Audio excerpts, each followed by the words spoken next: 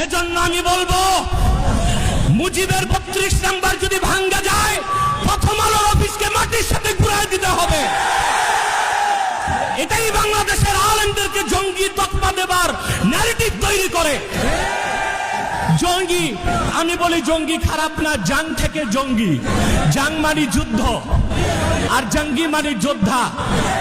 উত্তরা দিয়াবাড়িতে জঙ্গি বিমান ভূপাতিত হয়েছে, সেটা কি সন্ত্রাসী বিমান? যিনি পাইলট ছিলেন তিনিও জঙ্গি, যেহেতু যোদ্ধা। মুক্তিযোদ্ধারাও জঙ্গি, যেহেতু যোদ্ধা। এই শব্দটার অপপ্রয়োগ বাংলাদেশে শুরু হয়েছে শুধু ইসলামী রাষ্ট্র যারা প্রতিষ্ঠা করতে চায়, জিহাদের পক্ষে যারা, তাদের কণ্ঠ রোধ করার জন্য। তা মেনে নেওয়া হবে না, বরদাস্ত করা হবে না। এই মহাসমাবেশ থেকে ডক্টর ইউনূসকে বলছি, কান পেতে শুনে রাখুন, আপনার হালুয়া রুটির ভাগ যারা খায়, আপনাকে তারা বাঁচাতে পারবে না।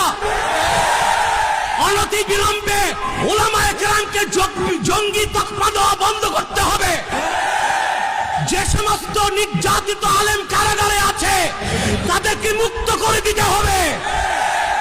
আর জাতিসংঘের বিতর্কিত কমিশন কার্যক্রম বন্ধ করতে হবে, নতুবা আমরা মার্চ টু যমুনা দিতে বাধ্য হব।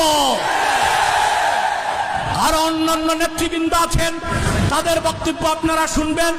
আমি আপাতত বিদায় নিচ্ছি, আপনাদের সহযোগিতা চাই।